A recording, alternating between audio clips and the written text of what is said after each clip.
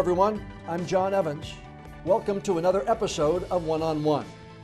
Poverty, affordable housing, healthcare, just some of the issues this community has faced for generations. And I've reported on a lot of approaches to try to address each and every one of those issues. Patrick Brien's organization, called Cape Fear Collective, is taking a different view of them, one from about 10,000 feet, where he can see potential partnerships and innovative opportunities and look long-term at what they might accomplish. Now, if you're confused, don't worry. I was too when I first started learning about Cape Fear Collective. And that's why I wanted to go right to the source, Patrick Brien, the CEO, to learn more about how it works, to learn about him too, his vision for the organization, and what he thinks it can do to benefit this place we all call home.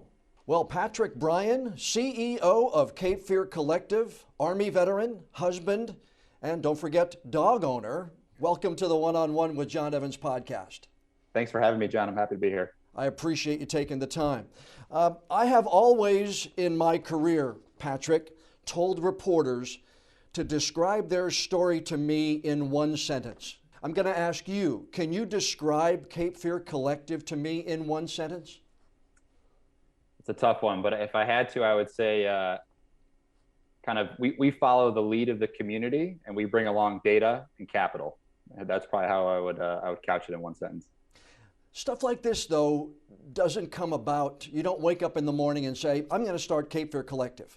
Sure. When did the genesis for this develop, Patrick? So it was really a kind of a community conversation, probably going back to about 2018, where Live Oak Bank, Encino, and some other funders were engaging community nonprofit leaders, private sector leaders, public leaders, and kind of thinking about the post-Hurricane Florence world, what the nonprofit sector looks like today, where there was market opportunity for expansion and for gains in efficiency. And so they kind of got on this collective impact methodology train. And so really collective impact methodology is kind of like a project management platform for a broad community nonprofit sector.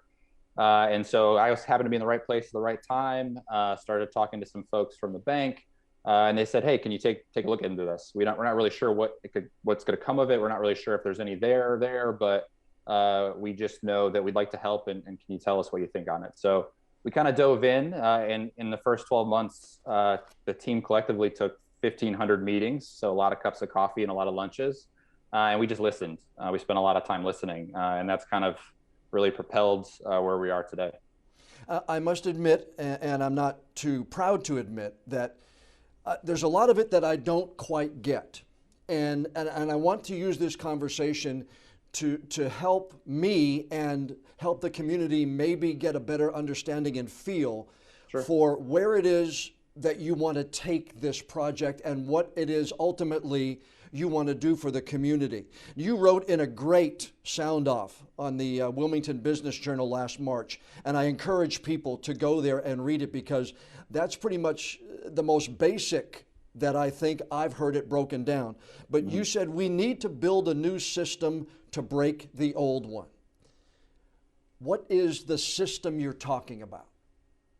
Yeah, so I think, regardless, of where you stand politically or just kind of where you're sitting in society, right? There's always these pockets of communities and pockets of folks who kind of get left behind the kind of economic and the health trajectory of the rest of the community, right? And so when we're looking at it through really an equity lens, what we mean by equity is just making sure that everyone has access to services, has access to opportunity, is able to kind of fulfill the version of their dream and their life outlook that they want to pursue. And so, unfortunately, there are barriers to access, and folks aren't always able to dive into the work that they want to do or the education that they want to receive. And a lot of these things are policy driven. A lot of these things are just economically driven. But there are real disparities in the community, and we kind of feel like through using data and using the lived experience and talking to folks on the ground, and then mobilizing capital around the insights we derive from those conversations and those data insights, that we can kind of redefine some of those access barriers, and we can break some of them down. We can make it a little easier for just working class folks to be able to go where they want to go and get to where they want to get. And particularly in terms of marginalized communities, try to allow those communities who already have so much resiliency in the face of overwhelming odds, again, just achieve what their version is of kind of the American dream. So do you see yourself then being at a time when funding may not be available for grants and when budgets in many times are being cut because right after Florence, let's face it, the county, the city, the state really were at a loss for some of that capital that they might put into grants. Do you see yourself being that funding arm more than anything else then? Yeah, so I think when we dove into the community and started to listen, the two primary things that came out of that in terms of needs, there was already a lot of coalition building. Nonprofits are very excellent in this community. They are very experienced. They're doing all the right things. But the two things that we felt were gaps in the market were data and capital. And we'll see where the capital conversation goes. We've got the endowment. We have a lot of other kind of a lot more attention being paid to Southeast North Carolina from state level funders. But the data in particular is where we led with.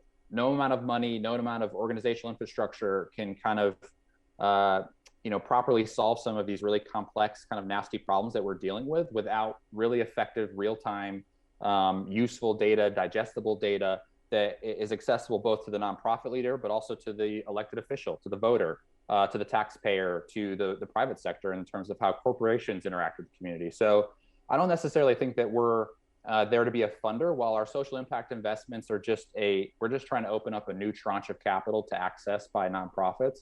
But I think that most importantly, we're able to provide organizations with the data they need to say, here's the problem I'm solving and here's how I'm solving it. And then go out to other funders and say, you can count on us. We're making a difference. We just need help to scale. One of the other things you wrote in that article, Patrick, is, but the outcome of this process cannot be transitional change, but rather generational change. We must realize that this new approach is not just a way of thinking or doing, but a new way of being, existing, or infinitely operating to further social, economic, and health transformation.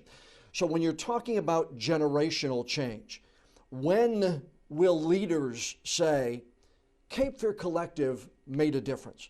I did this and this has come out of Cape Fear Collective, or that this is an offshoot of something the Cape Fear Collective really molded and made happen? Yeah, I think to a certain degree, what we hope is that nonprofit organizations will be able to look back years down the road and say, we were able to continue the work that we were already doing. We were able to amplify and increase and scale the work we were already doing through the data and through some of these capital infrastructure investments that we were able to do by partnering with Cape Fear Collective. I think that's really where it starts. And I also think that to a certain degree, we're constantly focused on systemic change. So we're not trying to build a program to solve this finite problem. We're trying to strengthen communities and trying to think about how do we better invest in kind of staff, stuff, space, and systems. And really those things will transcend generations, because that's, no matter what the problem, whether it's COVID, a hurricane, an economic downturn, it's the systems, it's the people, it's the organizations within our broader community that are really going to be able to transcend those issues and kind of continue that generational progress forward. So I think that element too will hopefully kind of speak to that long term. Staff, stuff, space, and systems. Interesting the way you put that, because it seems like that's, besides air and water, that really are the four successful things people need to take that next step up on the ladder, correct? Yeah, and I think, I'm kind of stealing it from an old boss of mine named Dr. Paul Farmer, who helped found Partners in Health, which is a global health nonprofit. And I worked, in Partners in Health in Rwanda before coming here. And so we would see that a lot, especially 80s, 90s, you're looking at international development, and it would be, here's an intervention to fund antiretroviral therapy for HIV. But this is the only thing we're going to do is fund that therapy. And we'd say, well, can we take some of that money and build a health clinic? Because we need a health clinic to be able to administer this care. We need health workers. We need the cold chain. We need all the things that come along with administering that. And there was a real pushback to that. And so when you see things like the Ebola outbreak, you see earthquakes, it's not necessarily the kind of programmatic, very finite interventions that solve those issues and kind of can transcend no matter what the problem that you're trying to get at. It's the systems, it's the people, right? And so I think what we're trying to do, and I think you're seeing this funding landscape change in America as well, is that it's not so much about, this little poverty intervention, we're going to solve this little problem. It's how do I strengthen the organizations around that issue so that they can problem solve on their own. And we kind of democratize that social impact in such a way that we then really take off in terms of scale and different business plans. But then when you're talking, and let's use that Rwanda example, Yeah. as you're talking about it, you build a health clinic. That is something tangible. That's brick and mortar that people can see a benefit of the process that you had. But when you're talking generational change, there's not really that much brick and mortar, though, there is it? You're talking about maybe when businesses start going into an area where downtown Wilmington has not had, let's say, a supermarket, or they're at a food desert.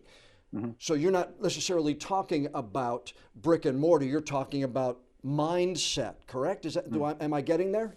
Yeah, I think it's both, right? It's the mindset of saying, you know, we're not going to just address the finite problem, but we're going to play an infinite game here and realize that, you know, we need to invest in things that will, no matter what the problem area, will transcend kind of those issues. So like, let's look at COVID as a good example, right? Okay. You know, if we are just going to go ahead and solve for primary care and solve for healthcare as it was prior to COVID, we might be doing, you know, very, very specific interventions around, you know, do we have enough primary care physicians, et cetera. But then when COVID comes, something we could have never have expected, if we had not put the investments in great healthcare and great hospitals and nurses and health clinics, they were able to distribute, you know, testing and distribute inoculations and distribute vaccines very quickly, right? We would have never been able to kind of react to that whatsoever. And the same thing happened in Ebola in West Africa, right? It wasn't necessarily the kind of interest, the investment in the vaccine, right? But it had to be the vaccine plus the health system. That's how you got to deliver to that last mile to that individual. So I think there is a mindset shift in terms of, are we just trying to end poverty? Are we trying to build the country's best poverty reaction system, poverty support system, so that no matter what, poverty is a reality of our society, but we're measuring ourselves by how long someone is in that poverty pipeline versus how many people are in poverty. And so there's a mindset there, but there's also a way we invest. There's also a way we build. There's also a way we look at where we're putting facilities and what we're building and why we're building them. They kind of are both codependent in that conversation. So the brick and mortar is part of it, but it may not. It's a small part of it. It's more of the being able to look back and say, person A, whereas a generation ago the family member might have been in poverty until they were, just pick a number, 35. This person A got out of poverty at 21 and is able to build a family and a more successful lifestyle a certain amount of years after the prior generation. Yeah, you're measuring access, right, to that person. Can that person make choices, right? Because so much of poverty is just a restriction of choices. Right. And can they make those choices in terms of what they want, not necessarily what's necessary to put food on the table all the time. So I think there's that element. And then when you think about how to intervene in that sense, it's, you know, a lot of times it's what are the organizations, what are the people, what are the services that we can provide that gets that person from A to B. You had in that same article, there are 1,100 registered nonprofits in New Hanover County. We're going to interview every single one of them to create a social impact network analysis that provides insights into resource ratios, gaps in services, and opportunities for growth. Resource ratios and stuff like that got right over my head. But sure. the one part of it is the 1,100 nonprofits. How is it going? How many have you talked to, and what are you hearing? Yeah, so we just started the formal surveying. We're kind of closing in on the first 100. You know, we've talked anecdotally to hundreds. Right. Out of that 1,100, there's probably about 600 to 700 that are active. And we are starting to really make some traction, I think, particularly around, you know, we live in this new COVID world. So everyone's kind of wondering, all right, how do we come together and leverage the resources we do have and the organizational partnerships we do have to do a little bit more in these strange kind of resource restrictive times. So we're well on our way. We're looking to kind of complete that study sometime in the summer time frame. We had some good media coverage of it the last couple months as well. So we're excited to kind of spur on some additional survey results there.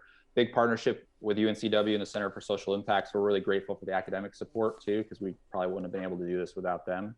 But then, you know, I think that you've got this endowment coming. You've got some new types of block grants and kind of economic revitalization projects. So all this information will be really helpful in terms of understanding how we can leverage everything we got to get moving in the right direction.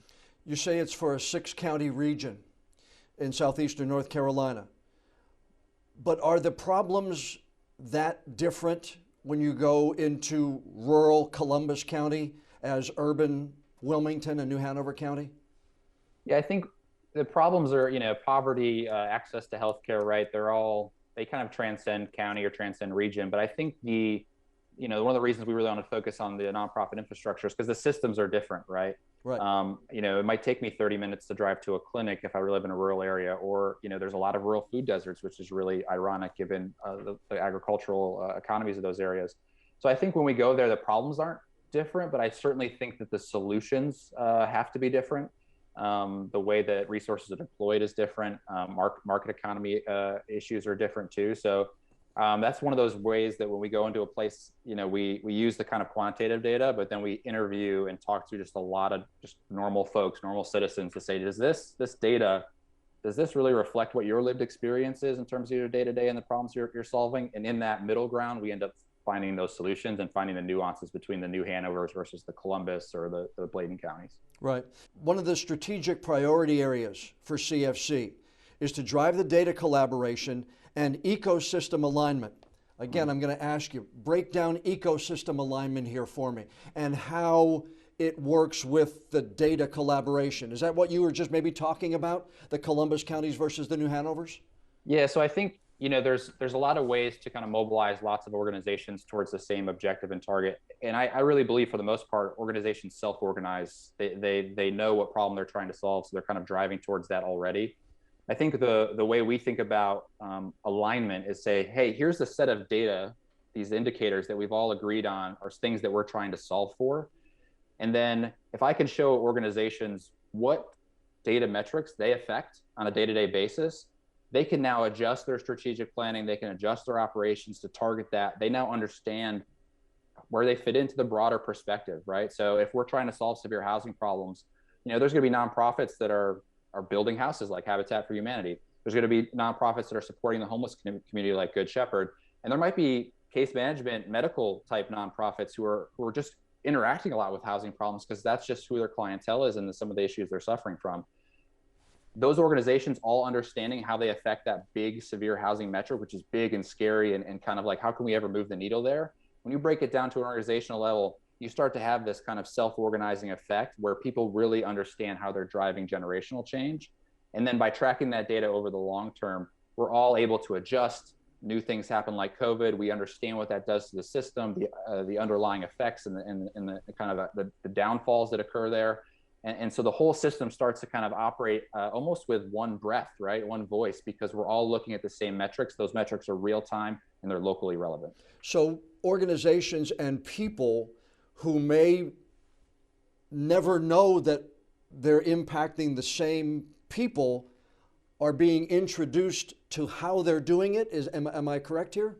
Yeah, you're spot on. So if you're an organization who's working, let's say in kindergarten readiness, do you necessarily know how your intervention or how your program when your kids are 4 or 5 years old is affecting their 8th grade math scores or their high school graduation rates, right? Right. And so we have these systemic big issues, and you might be working in housing, but actually having a huge effect on education or a huge effect on health. And so how do I show you that? How do I show you the impact, the broader outcome you're having? And then when we paint that picture holistically at a big population level, now we start to see how the whole system and the cogs start to fit together. That data is kind of the keystone to starting that process and that conversation. We know it in our heads and hearts just because we work at this every day. Right. It's so hard to quantify, which means it's really hard to drive effectively and efficiently. The light bulb just came on over my head. I imagine that's probably happened to you a lot in the last 18 months. You literally, as I told you earlier, I had difficulty understanding this. Yeah. And in that example, you kind of, again, turn the light bulb on in my head. What's that feeling like when somebody who comes to Patrick and says, I don't understand what you're doing, all of a sudden says, okay. That's got to be a tremendous feeling for you that you accomplished something. Yeah, I think it's at first frustrating, right? Because we're trying to hone in on what we're getting at, and we live it every day, so we kind of forget we've really got to break it down, right? Because in my head, it's there. But I think it there's a good feeling around it because we wake up every morning to help nonprofits and to help citizens in New Hanover County, particularly marginalized populations and communities who've kind of been left behind. So the light bulb coming on is exciting for me because now I get to take the next step with that person to help them on the data, to figure out how I can mobilize capital, to just really help them do what they do already and just scale the heck out of it. So it's a good feeling, but it gets me excited for what's next. Well, if you can turn the light bulb on to somebody who's 58, then you've really accomplished something, young man. You're talking about capital, and in February, Live Oak Bank announced $2.5 million investment with Cape Fear Collective to support affordable housing solutions. And again, when I think affordable housing, I may think one thing, but it was interesting to me when I read the investment will be used to acquire 20 residences to address affordable housing in downtown Wilmington and Pender County. Downtown Wilmington, to me, has never been that place that I have looked at as an affordable housing mecca or an affordable housing option. So explain to me how that part is going to work. Yeah, so I think first we start with a whole different level of, or different group of capital than we've ever been able to access as a nonprofit, right? These are investments. These are kind of debt and equity investments we're taking from private tranches. So it's not donations, it's a real life investment. Right. And then we're saying, okay, what are some of the kind of private market tools where we can quickly and effectively react to the broader housing market and look for opportunity to grab up what is currently affordable and maintain it as safe and affordable housing in the long term. So there is a lot of housing in town that is affordable. The issue we have with a lot of folks who live downtown is they don't own, they rent. And so that's kind of issue area number one, right? Is you know, folks are paying a lot of rent. Can we get them into affordable ownership models if that's what they want, or can we get them into continue to keep them in affordable rental models? The other kind of issue that we have is when you talk about first-time home buyers, a lot of those programs require folks to have the improvements already done to the house. Well, a lot of times if you're looking at the 130 to 150K range, that house needs improvement. And so we solve that problem by doing that rehab for them, and then just being able to offload that house into that first-time home buyer's pipeline, whether that be through the realtor, whether through its Habitat for Humanity, et cetera. So there is quite a bit of affordable housing downtown. The issue is that we're losing it. And so this is a kind of a market intervention that we've kind of created here under a nonprofit umbrella to maintain it, but also to thoughtfully think about affordable housing, workforce housing. How do we ensure that we're kind of keeping the tides of gentrification at bay and doing it in a really responsible manner that creates more safe housing? If you want to do that work in the historic district, then you've got 5 and 6 and 7 layers of things you have to get approved and so on and so forth. So are you talking about apartment buildings? Are you talking about standing alone properties? That's what I'm just trying to get a better idea of what the process looks like in Patrick's head. Yeah, so I think everything's on the table. I think the issue, so the first benefit that we have is that we're not, our margins are very small, right? I don't need to make a ton of money on these deals. That's not the intent. The interest rates back to the investors are very low. So we're looking across the board, single family homes, duplexes, quads, apartment buildings, anything that we can get and then maintain as affordable, we want to go after that. And yeah, there's challenges, right? We have to rehab these homes. In a lot of cases, they need a lot of work. There's a case where you have to go around permitting and zoning, all those things. But if, whereas a for-profit market actor may say, that's not something I want to handle, or I need to make such a profit off of that it then takes out of the affordable or workforce housing tranche. Right. It's not going to do anyone good, but we can do that. We'll put in the work to make sure that can happen because it's really a mission-oriented focus for us. And so where we're out there looking for homes, we're looking at things that we can keep affordable regardless of the work, but we're also thinking about, hey, this house needs a lot of work, but if we put in that extra effort and we only get, break-even margins, we're going to bring up the property values of all the homes around it too, and we're going to provide safe housing for a family. And that's pretty invaluable in terms of how we're investing that money. So will the people who get this, will they buy it? Will they rent it? Do they pay rent to Cape Fear Collective? Do you then, the people at Live Oak Bank, what are they looking for as far as a profit, or are they just putting this in as seed and hoping it grows into something larger on down the line? Yeah, so in terms of the investments, we usually run between 2 and 5%, right? But the way the deals are structured, so Live Oak put in $2.5 million at 2% is what the return to the investor is going to be. We're actually going to cycle that money probably 2 or 3 times over the next 5 years. So they get 2% back on $2.5 million. We'll turn that $2.5 million into probably $5 to $7.5 million in affordable housing investments, because we'll we'll sell, we'll buy again, we'll sell until the duration of the investment's up. And then, we're always trying to put other nonprofits first. So the first partners that we work with, Habitat for Humanity, Link, Good Shepherd, Community Land Trust, the goal is to help get those properties into their pipelines, but also work on the private sector side for any realtor specializing in kind of first-time home buying, low to middle income families. We can also offload properties there. And so it's a great impact for the community, great return on investment for them. It keeps, a small amount for the investor that they feel like, hey, my money's making nothing in a savings account right now where their interest rates are at or anyway. So this is a good investment in my community. I can see it, it's tangible, I can feel it. Mm-hmm. And everyone kind of is able to win from that deal. And again, a whole new tranche of money that we would have never had access to as a nonprofit without this mechanism. When did you develop the 10,000 foot view? You're up here. You're looking at things from where did that come from? Yeah, I think I was just really fortunate to work, all over the world prior to coming here. So I think that, having exposure to how some of the best organizations globally were doing it was super helpful. And so what I've tried to do is, from every interaction I had in Africa and the Middle East, is take a little nugget and kind of have brought that forward into this work. And so a lot of what we do are this kind of mosaic of things I've seen in rural Africa, things I've seen in Boston or New York. And we've tried to put it together in a very local Wilmington context.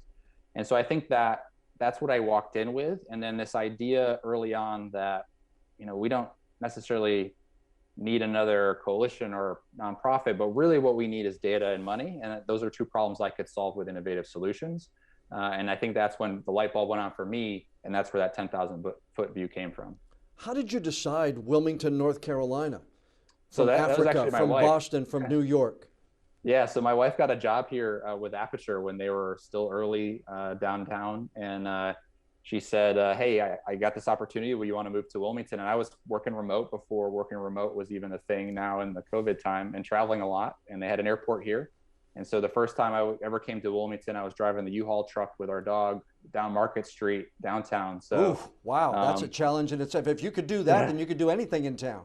Yeah, low tree canopy on that road as you get downtown. But I've been getting to know the city ever since. And so it's really grateful for the opportunity to live here and to be here and to work alongside some great folks. Where'd you grow up? Both my wife and I actually grew up in Western New York in Rochester. So upstate, kind of farm area and suburban area. And then I moved around a lot for the Army and kind of bounced around until I ended up here. I was going to say, what were your goals? What did Patrick as a teenager want to do? Did you have thoughts on, I want to change the world at 13 or 14? No, I just wanted to join the military at that age, honestly. Really? My parents just said, you got to go to college first. So we did that and then went in the Army for a while. So, I think that was kind of where I wanted to go. And then I think the real, what do I want to be when I grow up started, after the Army, right? There's this kind of interesting transition and you're like, well, now what we're going to do. And so I've been on that journey for a few years now. You had a political science degree from the University of Rochester. Why political science? I think there was probably an early draw. I think very early on, I knew that, the military, international relations was a place I wanted to spend some time. And kind of thinking about political systems, right, and how that affected some of the things I knew were going to be really critical parts of my life, whether that be deployment to theaters of war or just kind of interactions with municipalities and government systems. So I was always kind of intrigued by it and just kind of went for that. Honestly, it was one of those two where I knew I was going in the Army, so it was like, well, I'm going to follow this interest maybe versus following a more lucrative major. How did the Army change you? Yeah, and was it what you thought it was going to be when you were 12, 13, 14? No.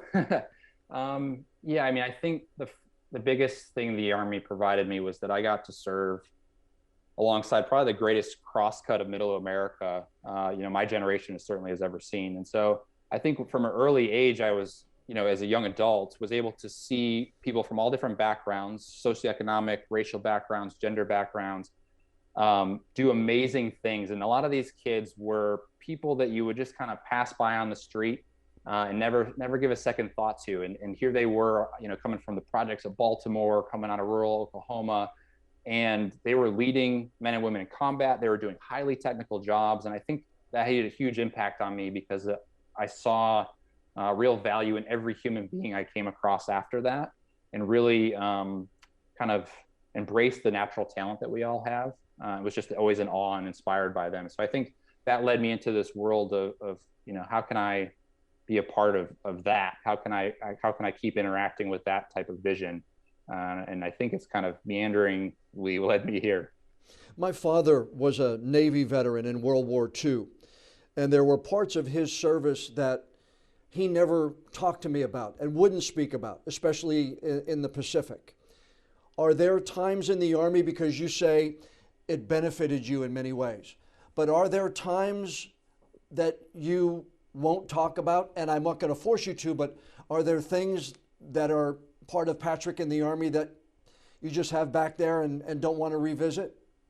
Yeah, I mean, I think, it's an interesting one, right? So yes, there's things certainly I don't want to revisit, but also, there's been such an amazing awareness around post-traumatic stress in our community now, and this idea that you don't have to be macho, man or woman to get through that stuff. And so, not something I talk about often, certainly, but the mileage is really hard, and I think it's hard for all of us. But my wife and you talk to her a lot about these things and try to go to her for some of that solace. But yeah, I mean, there's definitely days that are kind of always there in the back of my head, day in and day out, even now, 10 years later in some cases. What kind of dogs do you have? I've got a German Shepherd, and then I have a Husky German Shepherd that we got about a year ago. So why that breed? So the German Shepherd actually was my wife's, but is now kind of my adopted dog. I like to say she likes me best, but we're pretty active, and so we enjoy kind of going out for runs with them and trying to keep up with their energy. But I worked with a lot of German Shepherds and Malinois and stuff too in the Army, so there's some comfort and familiarity there too. How does Patrick unwind? I get the sense that you don't take a lot of time to yourself very often, but when you want to take those two earplugs out that I see in your ears right now, and you want to just decompress, how do you unwind? Yeah, I mean, my wife and I try to spend as much kind of quiet time together as we can, and catching up at the end of the week. Our job's crazy too, so that's tough. And my favorite thing to do is actually alpine climbing and alpine mountaineering, which I don't get to do a lot of down here, but true. Certainly pre-COVID, made a lot of time to go do that and spend a lot of time in the mountains. So we still get out there once in a while. We'll do the drive out to Asheville and see that, but that's kind of what I look forward to every couple months.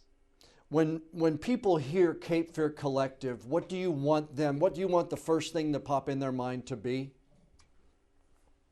I think probably just, supportive, servant leader. I think for us, we want to lean in as much as we can, but we can't do it alone. And we really believe that the individual closest to the pain, the nonprofit closest to the pain should be closest to the problem. And we want to kind of support them in that process. So, I hope that they'll think about us as a friend, as someone who accompanied them on a journey and didn't try to talk too much, but tried to listen a little bit more. Well, I appreciate you taking the time. I know when we set this up, I wanted it to be, as I told Kevin Maurer, who works with you, who I respect greatly for his work and his talents. I told him I wanted it to be a Cape Fear Collective for dummies. But as I told you earlier, I have learned something today about what your organization is trying to do. And I thank you for that. But I appreciate the time you've taken today to really talk to somebody and explain what it is you're trying to do in this community. I appreciate your interest, John, and I hope it provided some clarity. But we're early in this journey too, so as you're kind of out and about seeing things, we love feedback. So we hope we can connect soon. A big thank you to Patrick Brien, the CEO of Cape Fear Collective, for taking time out of his busy schedule and shedding some light on what he thinks the organization can do. If you'd like to learn more, go to capefearcollective.org. You can also follow the organization on Facebook, Twitter, and Instagram too. Now, before we go, I'd like to ask you a favor. Please download and subscribe to the One-on-One with John Evans podcast on whatever app you use to listen to your favorite shows. And if you would be so kind, please leave us a rating or a review. The more feedback we have from friends like you, the higher we'll be listed on the apps and the better chance we'll have of bringing in even more new listeners. I'm John Evans. Thanks so much for joining us for this week's episode of One on One.